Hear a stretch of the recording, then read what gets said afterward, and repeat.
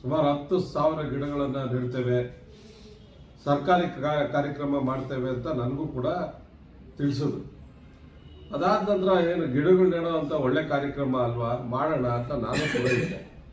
ಆದರೆ ತಕ್ಷಣ ಒಂದು 4-5 ದಿನದಲ್ಲಿ ಬೆಳವಣಿಗೆಗಳಾಗಿ ಇದು ಸರ್ಕಾರಿ ಕಾರ್ಯಕ್ರಮ ಅಲ್ಲ, ನಮ್ಮ ಕಾಂಗ್ರೆಸ್ ಪಾರ್ಟಿ ಕಾರ್ಯಕ್ರಮ, ಇದಕ್ಕೆ ನಾವು ಯಾರನ್ನೂ ಆಹ್ವಾನ ಮಾಡಲ್ಲ, ನಾವೇ ಮಾಡ್ತೇವೆ ಅನ್ನೋ ಮಾತನ್ನು ಹೇಳಿದ್ರು.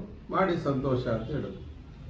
ಆದರೆ ಸಾರ್ವಜನಿಕರು ಇವತ್ತು 30-40 ಮನೆ ಕಟ್ಕೊಳ್ಳೋದಕ್ಕೆ ಪ್ಲಾನ್ ಸಿಗ್ತಾ ಇಲ್ಲ. ಕರೆಂಟ್ ಅಂತೂ ಯಾರು ಕೊಡ್ತಾನೇ ಇಲ್ಲ, ಬಿಲ್ಡಿಂಗ್ಗಳೆಲ್ಲ ಹಾಗೆ ಆಳು ಬಿದ್ದಿದ್ದಾವೆ. ಜನಗಳು ಕರೆದಾಗ ಇವರು ರೇಷನ್ ಕೊಡಲ್ಲ, 2,000 ರೂಪಾಯಿ ಹಣ ಕೊಡಲ್ಲ. ಇವೆಲ್ಲನೂ ಕೂಡ ನೋಡಿ ಜನ ಬಂದರೆ ಇಲ್ಲಿ ಮುಖ್ಯಮಂತ್ರಿಗಳಿಗೋ ಅಥವಾ ಸಂಬಂಧಪಟ್ಟ ಸಚಿವರಿಗೆ ಘೇರಾವ್ ಆಗ್ತಾರೆ ಅಂತೇಳಿ ಜನಗಳನ್ನು ಕರೀದೆ ಸರ್ಕಾರಿ ಶಾಲೆಯ ಮಕ್ಕಳನ್ನು ಮತ್ತು ಪ್ರೈವೇಟ್ ಶಾಲೆಯ ಮಕ್ಕಳನ್ನು ಕರ್ಕೊಂಡ್ಬಂದು ಕಾರ್ಯಕ್ರಮದಲ್ಲಿ ಕೂಡಿಸುವಂಥ ಕೆಲಸವನ್ನು ಮಾಡಿದ್ದಾರೆ.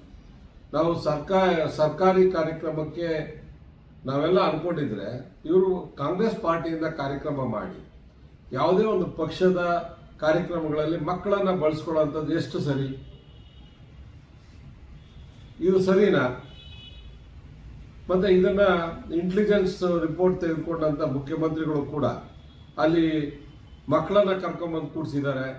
ಆ ಕಾರ್ಯಕ್ರಮಕ್ಕೆ ಹೋದರೆ ರಾಂಗ್ ಇದು ಜನಗಳಿಗೆ ಹೋಗೋದು ಬೇಡ ಅಂತ ಮುಖ್ಯಮಂತ್ರಿಗಳು ತೀರ್ಮಾನ ಮಾಡಿ ಆ ಕಾರ್ಯಕ್ರಮಕ್ಕೆ ಬರದೇ ರೀತಿ ಅವರು ಕೂಡ ವಾಪಸ್ ಹೋಗೋಂಥ ಕೆಲಸ ಆಗಿದೆ.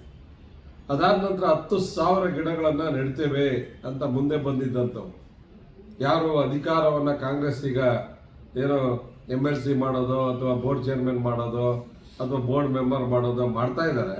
ಅದರಲ್ಲಿ ಏನಾದರೂ ಒಂದು ಸ್ಥಾನಕ್ಕೆ ಇಟ್ಸ್ಕೋಬೇಕು ಅಂತೇಳಿ ಕೆಲವು ಕಾಂಗ್ರೆಸ್ನವರು ಈ ರೀತಿ ಕಾರ್ಯಕ್ರಮ ಮಾಡೋಣ ಅಂತ ಹೊರಟಂಥವರು 10,000 ಗಿಡಗಳನ್ನು ಫಾರೆಸ್ಟ್ ಡಿಪಾರ್ಟ್ಮೆಂಟಿಂದ ತಂದಿರೋಂಥ ಗಿಡಗಳನ್ನು ಅಟಲ್ ಬಿಹಾರಿ ವಾಜಪೇಯಿ ಸ್ಟೇಡಿಯಮ್ಮಲ್ಲಿ ಹಾಗೆ ಬಿಟ್ಟು ಮುಖ್ಯಮಂತ್ರಿಗಳು ಬರ್ತಾ ಇಲ್ಲ ಅಂತ ಹೇಳಿದ ತಕ್ಷಣ ಓಡೋಗ್ಬಿಟ್ಟಿದೆ. ಎಲ್ಲ ಗಿಡಗಳು ಈಗಾಗಲೇ ಒಣಗೋಗಿ ಸತ್ತೋಗುವಂಥ ಕೆಲಸ ಆಗಿದೆ. ಇವತ್ತು ನನಗೆ ಯಲ್ಲಪ್ಪ ರೆಡ್ಡಿ ಅವರು ಕೂಡ ಕರೆದು ಏನಪ್ಪ ಗಿಡ ಸಾಯ್ತಾ ಇದ್ರೇನು ಸುಮ್ಮನೆ ಇದ್ದೀರಾ, ಅಟ್ಲೀಸ್ಟ್ ಯಾರಿಗಾದರೂ ಆ ಗಿಡಗಳನ್ನು ಕೊಟ್ಟು ಉಣುವಂಥ ಕೆಲಸವನ್ನು ಮಾಡಿ ಅನ್ನೋ ಒಂದು ಮಾತನ್ನು ಕೂಡ ಹೇಳಿದ್ದಾರೆ.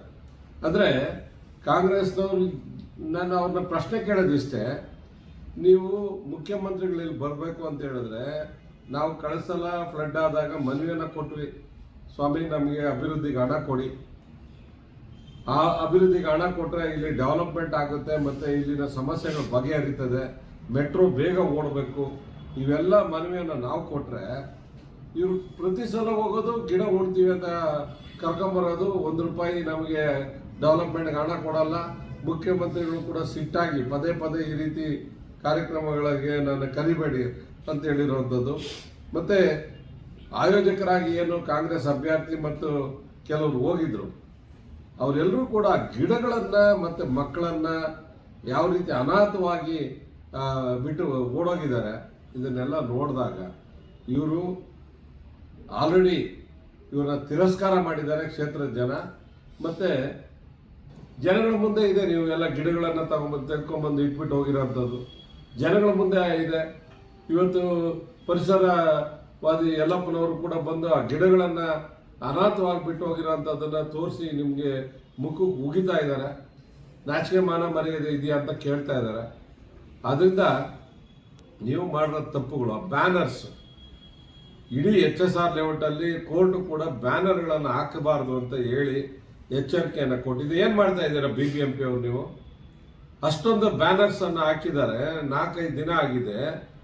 4-5 ದಿನ ಆದಮೇಲೆ ಬ್ಯಾನರ್ಸನ್ನು ಕೂಡ ಬಿಚ್ಚಿದೆ. ಆ ರೀತಿಯಾಗಿ ನೀವು BBMP ಅವರು ಅವ್ರ ಜೊತೆ ಸೇರಿಕೊಂಡ್ರೆ ನಿಮ್ಗೆ ಏನು ಗೌರವ ಇರ್ತದೆ? ತಕ್ಷಣ ಇವೆಲ್ಲ ತೆರವಾಗಬೇಕು. ಮತ್ತು ಆ ಗಿಡಗಳು ಏನು ಅನಾಥವಾಗಿ ಬಿದ್ದಿದ್ದಾವೆ ಅದನ್ನು ಸಾರ್ವಜನಿಕರಿಗೆ ಅದನ್ನು ಕೊಟ್ಟು ಅಟ್ಲೀಸ್ಟ್ ಅವ್ರ ಮನೆಗಳ ಮುಂದೆ ಆದರೂ ಅದನ್ನು ಉಣ್ಲಿಕ್ಕೆ ಅವಕಾಶ ಆಗೋ ರೀತಿ ಮಾಡಿ. ಕಾಂಗ್ರೆಸ್ ಇದಕ್ಕೆ ನಿಜವಾಗ್ಲೂ ನಿಮಗೆ ಧಿಕ್ಕಾರ ಇರಲಿ. ಈ ರೀತಿ ಜನಗಳಿಗೆ ಮುಂದೆ ಫೋರ್ಸ್ ಕೊಡುವಂಥ ಕಾರ್ಯಕ್ರಮ ಮಾಡಿ ಗಿಡಗಳನ್ನ ಅನಾಥವಾಗಿ ಉಣ್ತೀವಿ ಅಂತ ಬಿಟ್ಟು ಓಡೋಗ್ತಿರಲ್ಲ, ನಿಮಗೆ ನಾಚಿಕೆ ಮಾನ ಮರ್ಯಾದೆ ಏನಾದರೂ ಇದೆಯಾ ಅಂತ ನಾನು ಈ ಸಂದರ್ಭದಲ್ಲಿ ಕೇಳ್ತಾ ಇದ್ದೇನೆ.